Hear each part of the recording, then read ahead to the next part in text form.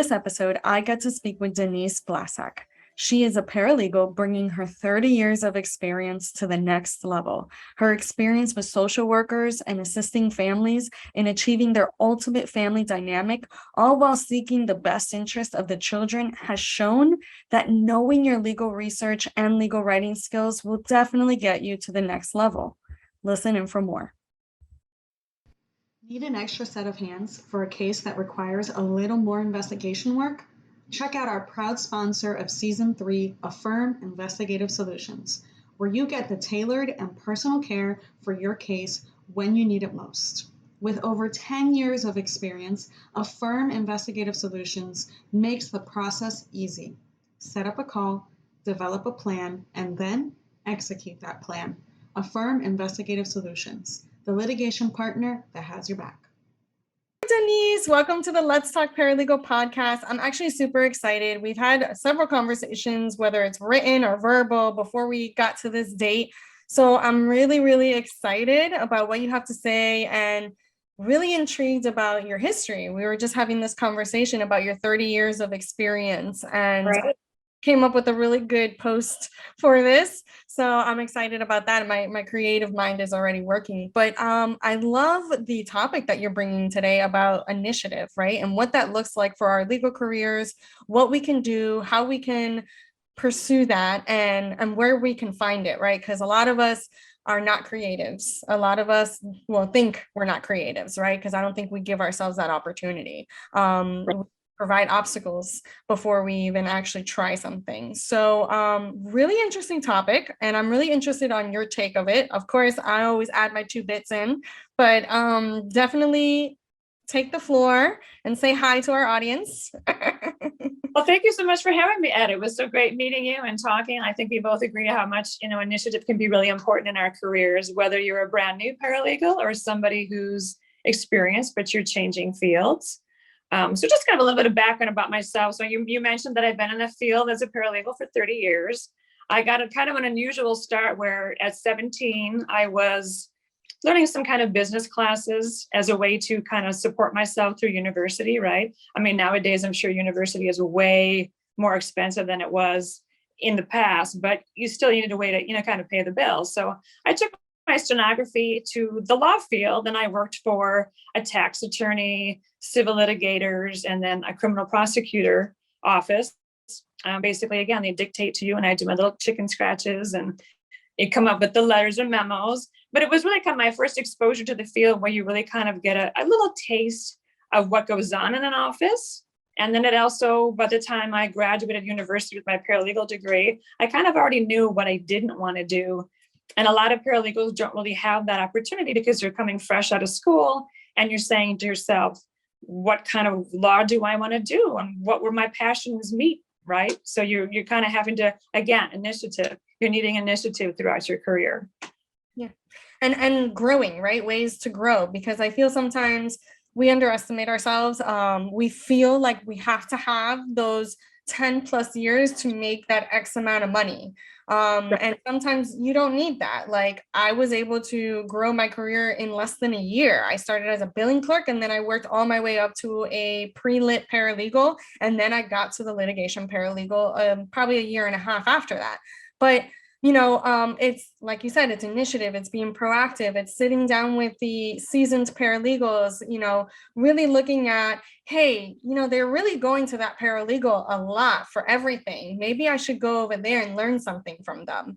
Really taking, like you said, that initiative on your own career. I feel like sometimes we have this illusion or this perception that it's going to be handed to us, right? Like that one day our boss is going to be like, you're doing great. Here's an extra $10,000 and here's another caseload. Like, it doesn't work that way, guys. You have to really, Right.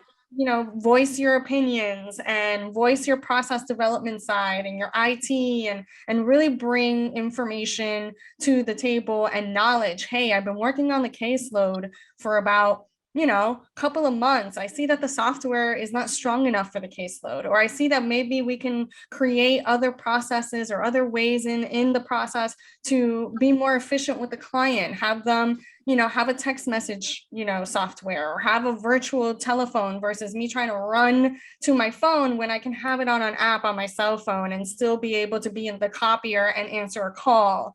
Little things like that, that maybe the attorney or managing manager probably wouldn't think about because they're not in it in the nitty gritty every day. So they're not going to understand the downfalls of their company until they see the numbers either decreasing or it's too late, right? So Exactly. it's it is what it is. They're not going to understand that. They're not there. So it's up to you to really voice that opinion in a obviously polite and professional manner. We never want to be that, meet anger with anger, because then they're going to get defensive and communication is going to lack, and they're not going to really be able to process the information you're trying to provide, which is valuable. Right.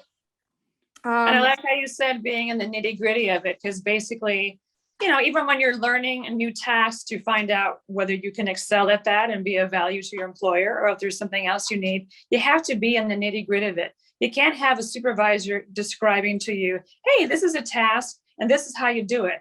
Most of us, and there are some that could probably just wing it and go with it, but most people like myself, you got to be in it and the nitty gritty, doing it, learning it, and finding different ways to fine tune it to do better for yourself and for your firm, excelling at what you want to do. And by doing that, you also learn, hey, that's not really up my alley. I don't excel at it. I don't enjoy it, but maybe I can find another area that they need help in that would be a good mesh for not just you, but your employer as well. Because, most of us, you want to be enjoying your job while you're doing it. And some tasks, we hate, and some tasks we like, right?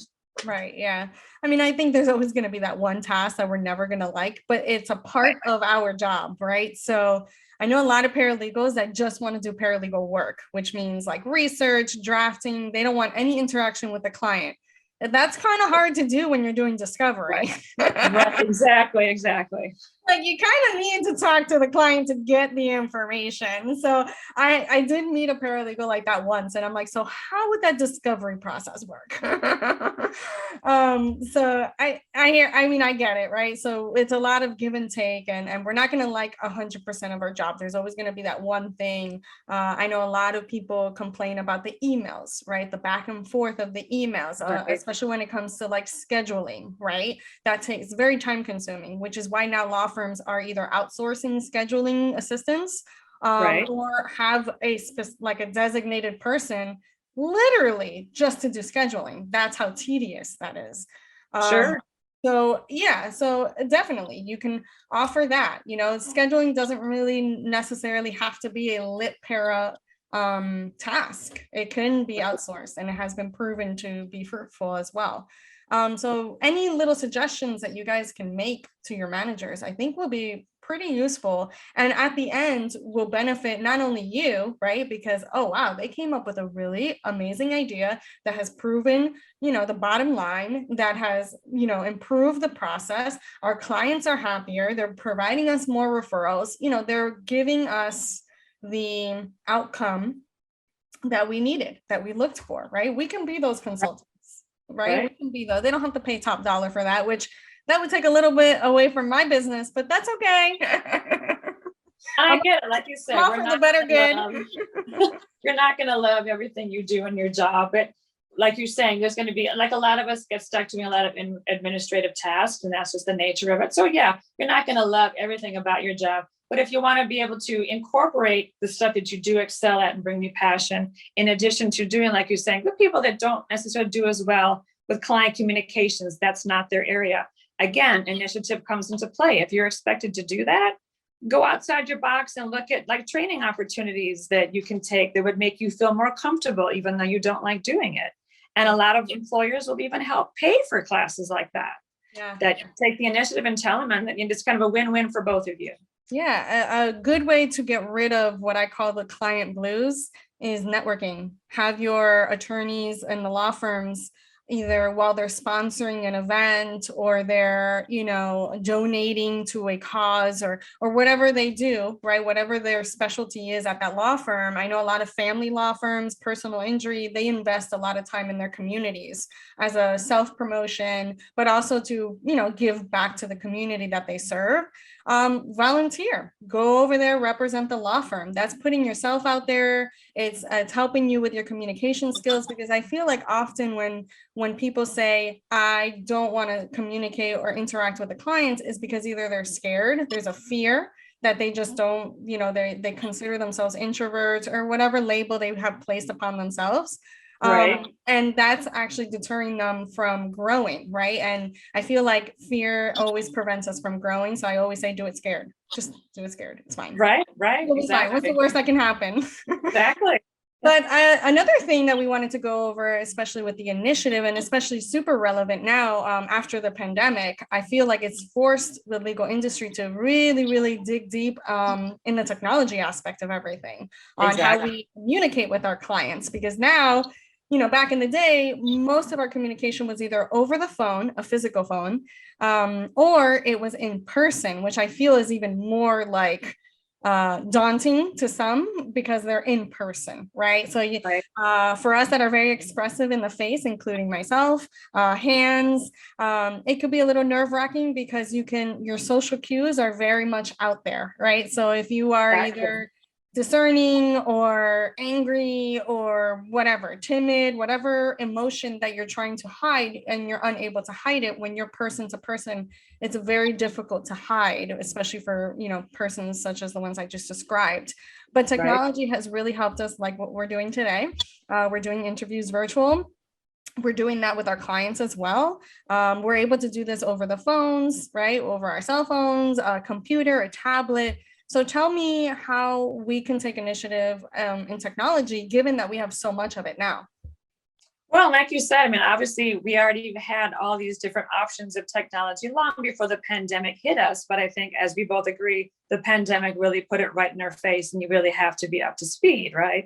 Mm-hmm. So, I mean, things just like the Zoom platform that we're on right now, if you're not, used to it, you should be doing things like podcasts or just interacting even with friends or clients. That gives you that experience in using that technology, because obviously the more you use it, the more accustomed you get to it. You learn different techniques about, like you're saying, talking with gestures. You don't necessarily think to do that while you're talking on the screen, but it's helpful to do that. And the more experience you have doing it and learning about it, the better you get at it.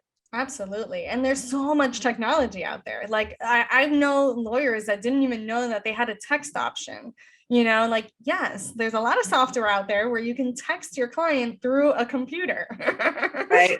It no longer has to be through a phone. So there's a lot of technology out there. It could be overwhelming. So understanding that there are bases, right? My best suggestion is to literally my best friend Google. To Google the top softwares that are mostly used in your area. So that's very, very, very important information. So when you guys are actually searching for information, make sure that you are searching in your area, because some of the software is most highly used in a certain area versus other areas. Zoom is pretty much international. I think the courts have actually stuck with Zoom, but I do know states like New York that are using specific stream software that's not Zoom. So understanding that we can give you information and we can suggest it, but understanding that it could be different in wherever you are. So I have people listening from Canada, so that's a whole different ball game. I actually have listeners from Sydney. Hi, Sydney. I just realized that the other day when I was looking at the analytics of the podcast. I made it all the way to Australia, guys. And like you said, technology is so important to everybody. And I think sometimes, depending upon where you work, what law firm, a lot of attorneys actually rely on their paralegal to keep them abreast of technology. California is a little bit different, which is where I'm located, because they kind of incorporated that into the ethics rules for attorneys, that you need to be up on technology while you're practicing. But overall, as a whole, whether you're helping to educate your attorney or for yourself, like, for example, when you're talking about you have listeners all over the world, one of the areas that I do at my field is legal research and writing, which is two of my passions. I love doing them. but I've gotten the opportunity recently in recent years to work on international issues. And during the pandemic, it was almost like so easy to be able to find a conference going on in the Netherlands that I could log on for free and learn all about the areas of law that I'm interested in working on at work. And just being able to know the technology made that so much easier. Getting up 2 a.m. in the morning to listen was a little bit more challenging, but well worth doing it. Yeah, and talking about organizations and networking and things like that, back to our original point, I feel like I'm part of the NAMATI. So NAMATI is a global, what they call barefoot paralegals, right? So the concept of paralegals actually practicing law across the world is not a new concept for them. It is legitimately a cost-efficient, proved system that they've had for many years. And one of the top leading ones is India. So I'm exposed to all of that in Africa, and all the ambassadors. I get to listen to these ambassadors from Africa and India, and like you said, conference virtual. I get to listen to them. Sometimes it's only audio, given the technology in third world countries. It depends. It's very hard to get Wi-Fi at a specific moment for a long period of time. So sometimes you can only listen to it and not really get the benefit of seeing them. But we make it work, right? That's right, right. But understanding, I think a lot of people don't find it relevant to learn laws or procedures in other countries. And I think that's counterproductive. I think we should be learning from other countries, learning what they do. So that way, when you're in a state such as the one I'm in, Florida, and you're getting requests to basically represent you from another either state or another country or whatever the case may be, you can not be so like thrown back by that idea, but just be like, hey, unfortunately, I'm located in Florida. We're not able to do that. There's no such thing as a barefoot paralegal here as of yet. It's not even on the table at this point in Florida. Right. But, you can respond with more education and provide them the context that they need so that they can continue their search adequately, right? Because they're coming to you for help. So any help that you can possibly provide them would be beneficial. So the more you educate yourself, the more you learn, the more understanding you are from these recipients. You're growing not only your career and your education and basically your mindset, but you're growing yourself, right? You're learning more about the world and why certain people act certain ways or have these the perfect thing is the difficult clients. There's no such thing as a difficult client. It's a client that you need to start understanding and be more empathetic with. Right. Understanding that different cultures and languages, these are barriers between you and that person, but that's not a barrier for everybody else. So really broadening your horizons and your education and continuing to learn a little bit about everything. You don't have to know everything about everything, because go for it if you can. Right. But understanding the basis of everything, I think, is pretty beneficial. But according, to this, I love this pinpoint that you brought up before, community involvement, right? Which kind of goes through what I just said. That is something that we don't do very often, right? Because we either don't find the time or we find excuses. So tell me a little bit about that and what that kind of would look like, right? Sure. So I'll kind of actually rope it into what you were talking about like perspective, right? We all have our own knowledge and basis that we've grown up with, and you can be on point with things, but as you get a perspective from other people who know different angles, I think you grow and develop not only yourself, but the world in general, right? When you're sharing different opinions and different knowledge. And to be able to do that, being involved with your community, I think plays into that as well, right? Whether it's joining your association that's local or statewide or nationwide, even just little things. For example, in 2020, when the pandemic hit, right, most of us, our social lives just came to a standstill, right? You're just sitting there twiddling your thumbs, looking at the TV. It's like, no, let's use this time to be proactive and kind of learn about something new. For example, as I kind of mentioned, I love research and writing. That's kind of like my two things that I enjoy doing. So I took it upon myself to start writing newsletter articles for my local organization. And actually, I think that's how we kind of connected. You noticed an article I wrote for Beyond Paralegals, and you're kind of expanding yourself. You're getting yourself out there, your face out there, and your knowledge. And then you can learn from other people that you connect with by sharing. So again, if you only have like an hour a week or something, and you want to learn a new skill and you reach out to your association and, hey, I've heard some task that's unfamiliar to me, but I'd like to learn it. Reach out and see if you can fit in with your time. Or if it's something like, again, with me with writing. So at my office, I do a lot of writing legal arguments and research briefs, appellate briefs and that type of thing. So that's, a persuasive writing style. But yet when you start doing, newsletter articles, I'm trying to do more of like a content writer where you're educating. And so I feel like I've developed my skill while also being able to share some of my knowledge with people that have a mutual interest. Absolutely. I mean, that's literally the basis of the Let's Talk Paralegal brand in a nutshell. It's because I wanted to share what I've learned and what I'm still learning. Another thing that we need to know is that you can have 30, in your case, 30 years, in my case, 20 years of experience in the legal industry, but every day I learn something new.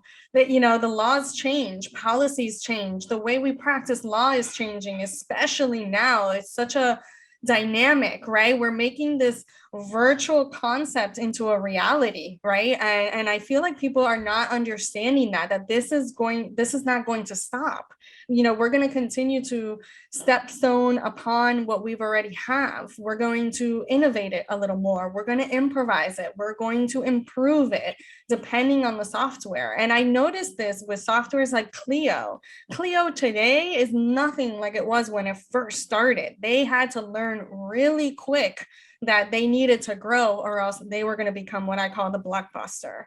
So understanding that you need to grow with the times in order to grow your legal career, I feel is part of the whole being initiative, right? And, you have to just have that in you. You have to get out of your comfort zone. If you're not happy with where you are or something that you're doing, then choose a different environment. I love this thing for our freelancers and our virtual workers out there.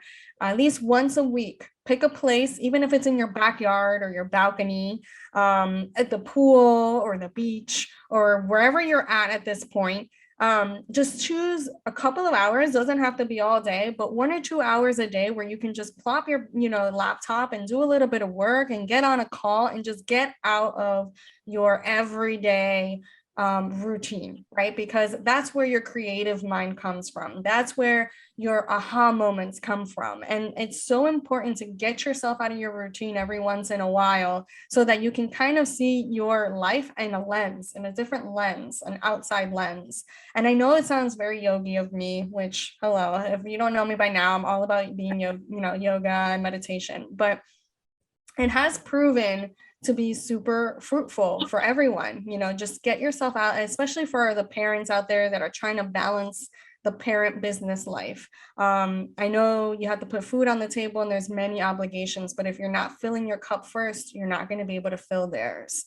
So really getting yourself out there by networking, learning more, even if it's just a YouTube search, like even if it's just going on YouTube, instead of scrolling through your Instagram or your Facebook or whatever social media that you choose, instead of doing that, take that time and allocate it to learning, reading articles and blogs and viewing videos that are going to benefit you and your career, your mindset, whatever it is that you're looking to change or innovate or pivot in your life in general. I think a simple search will be beneficial as well. It doesn't have to be costly. It doesn't have to be, hundreds of dollars.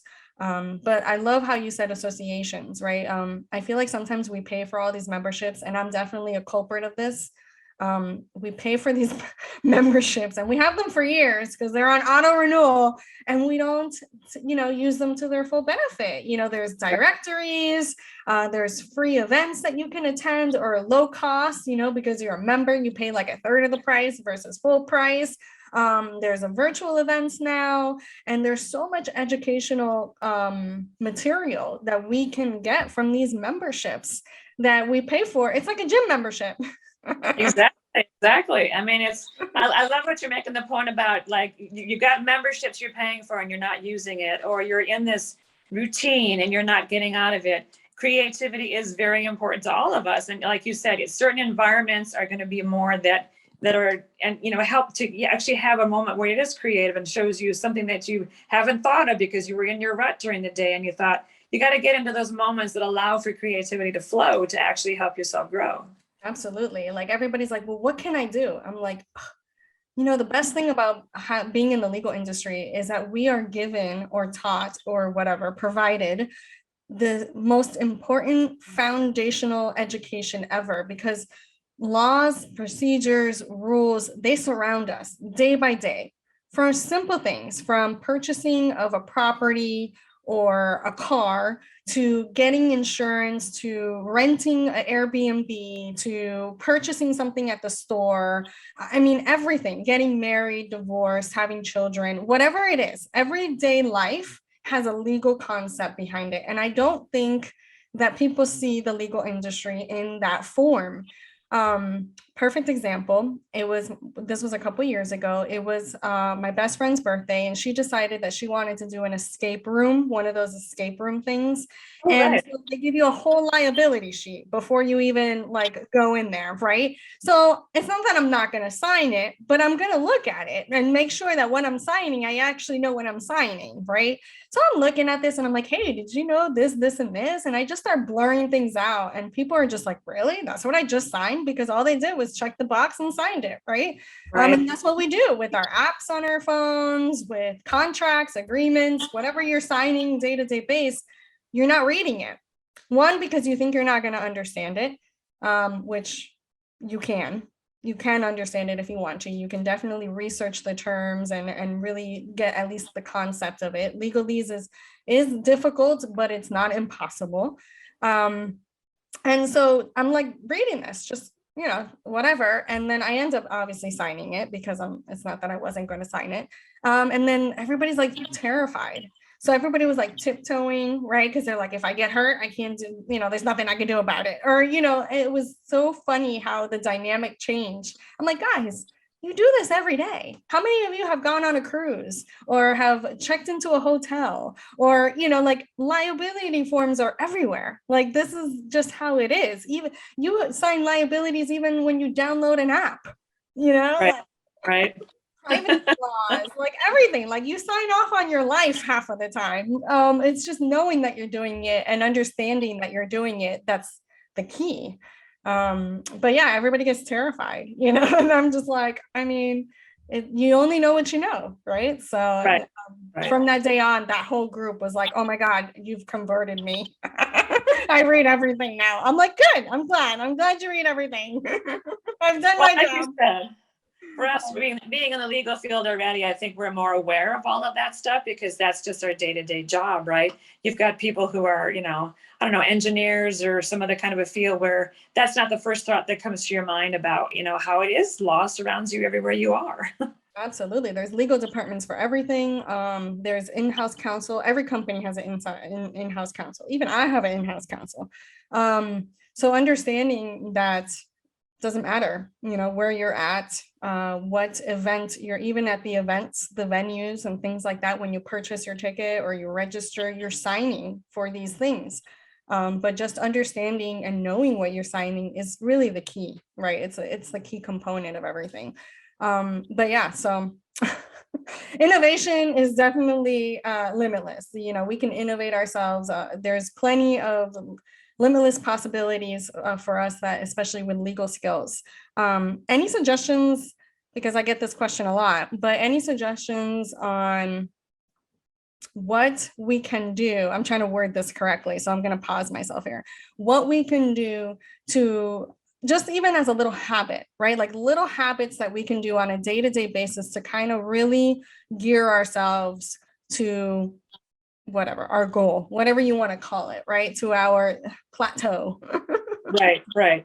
Well, that's a good point because I think everybody has to you have to basically, I think, this is just my opinion, you have to kind of schedule in that little bit of time, whether it's twice a week, once a week, a few hours here or there, to just kind of have a moment. Like you say, you're like into like mindfulness is a big terminology these days, right? Being mindful of where you're at now and where you want to be. Because even goals, as you mentioned, right? We can have a goal, but as life progresses, things happen to you and your goals change. They don't always necessarily stay exactly the same. Right. And so to kind of be in tune with where you are now and who you are and who you want to be, just taking those mindful moments to sit and again, kind of get out of your head and just think about your goal. Try to shut everything out, that's bothering you, whether your kids in the other room and and playing with toys, and I mean, it's got to be hard for parents, right? To just have that moment to just think about, where am I going next?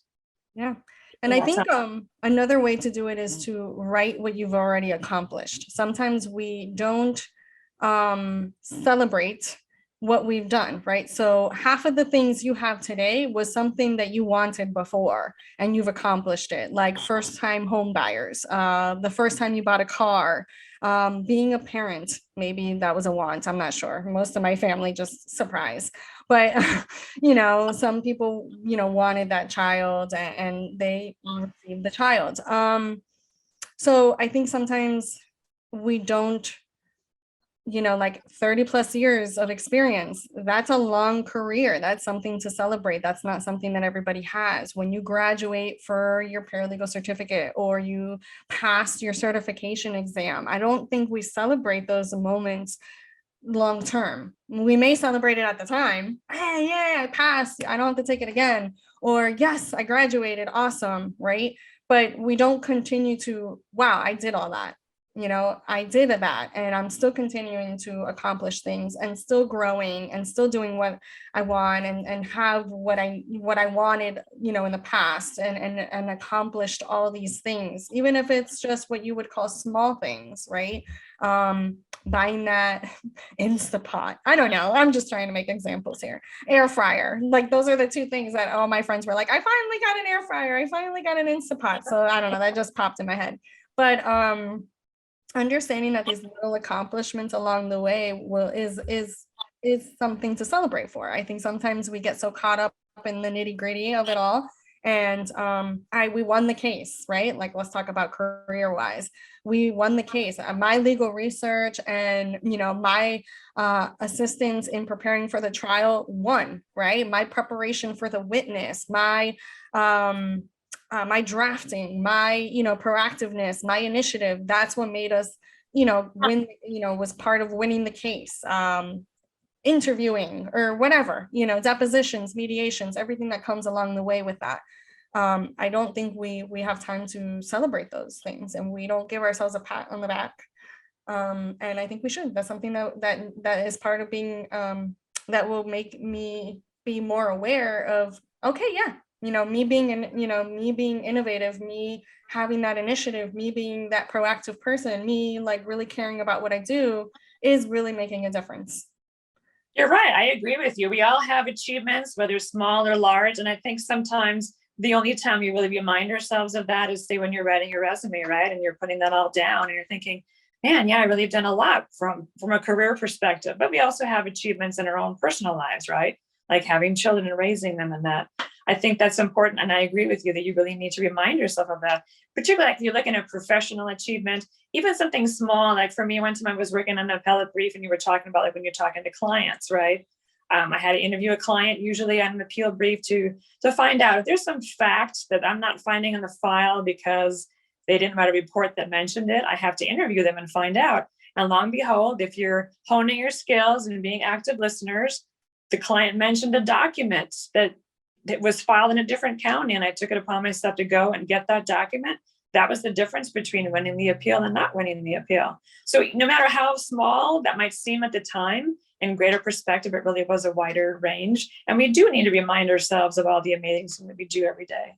No, absolutely. Like, I don't know how many, I used to work for a foreclosure firm, really big foreclosure firm. And one of the clients, which was, we represented the banks. One of the client representatives came directly to me and said, I know every file that you touch, we're going to be in good hands. Like a representative of the bank, and I got a whole plaque and everything from them and everything. And I thought, okay, I've made it, like I've made it, they have thousands of attorneys and this and that, but they came to the paralegal and gave, a recognition, even a simple thank you, like from clients. Oh my God, you were great. I wouldn't even know what I would do without you. Just a simple interaction with your client, your colleagues, your attorneys. A thank you goes a long way. Appreciation, even if you're not receiving it, give it. I was very much like that when I had like legal assistants and the receptionist. Oh my gosh, receptionists work so hard and they're so underappreciated. And if it wasn't for them, the customer service would just not be the same. So every like once a month I would come and order them flowers or something like that, especially if they were like really handling my clients and things like that. It doesn't have to come from management. It doesn't have to come from your supervisor or your attorney. You yourself, if you see somebody doing a really good job, you can be that person as well. I would always have, like when I was a supervisor, I would have team building exercises for my team, and I would bring them into the conference room, and we would just do fun things, just things that had nothing to do with our job, and it just take them out of that mindset and really interact and really get to know each other in the process. And that way it lessened the conflict between the teammates, because there's a lot of competition, right? Sure.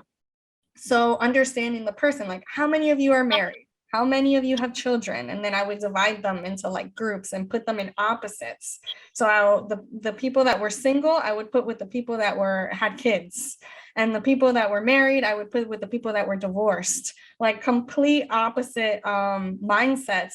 And then I would do like team building pamphlets, and they would have a questionnaire, they would have to interview each other, and they would really have to get to know each other, because we have to kind of walk that bridge, from one end to the other, to really, really understand why this person triggers the way they trigger. Why do they get upset when I was just trying to be helpful, right? Because that was most of my meetings with the conflict in between my team.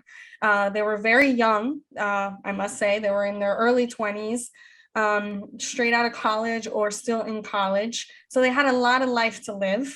And we always had those conflicts. So I'm like, no, we're going to team build. We're going to come in, we're going to show you different perspectives. We're going to really, really, really walk that bridge and really get to know each other on a personal level, so that we understand why this person is reacting the way they're reacting. And I think law firms, talking about initiative, I think law firms should do that more managers, supervisors. I think team building exercises, paying for courses, paying for development programs, paying for just lunches outside the office would be nice, at this really like low-key place, where you can just kind of be yourselves and hang out and really get to know each other as people versus as colleagues, because aside from difficult clients, I hear difficult colleagues. I just can't get along with this person. This person is X, Y, and Z. Again, no such thing, right? There's just no such thing as difficult colleagues. It's just knowing where that person is coming from and understanding and kind of walking the bridge with them is going to alleviate. But that's all part of you have to take the initiative. It has to come from you. Nobody's going to do that. You have to go to your supervisor and your manager and be like, hey, I have this great idea for team building. I heard it on a podcast. Right. Yeah, the whole point of initiative with that, whether it's like when you talk about difficult clients, when people use that terminology, I always say just take difficult out of the equation. You have to be the one to take initiative, like you're mentioning. We're all human beings, whether it's your client or your colleague. We have stuff going on in our lives that you don't know about as just a coworker, or again, you're the paralegal on a case. Empathy, I think, plays a big role in addition to initiative. You have to empathize with, hey, I've had some pretty crappy days, and I know my client's going to, because they have a really big caseload. I had a project that I had to do all last year, which was kind of a regular interaction with a variety of social workers, because that's basically the main client at my office, where you kind of had to nitpick at documents that they were producing, just asking questions like, well, where is this information? And I think we need to expand on this. And the attorney then would check base with me, obviously, after I'm done. But a lot of times they would get agitated, and you realize you have to start out the conversation by saying, hey, how is your day going? And personalize it. Start talking about what they have going on in their life. Do they have children? Do they have pets? Whatever it is, that you can kind of establish a rapport, and the communication flowed so much better once you had just taken that step to kind of have a more building relationship beyond just working on your case. Absolutely. I think we have to put, like I always say, the human back in humanity. That's what we do. We serve people.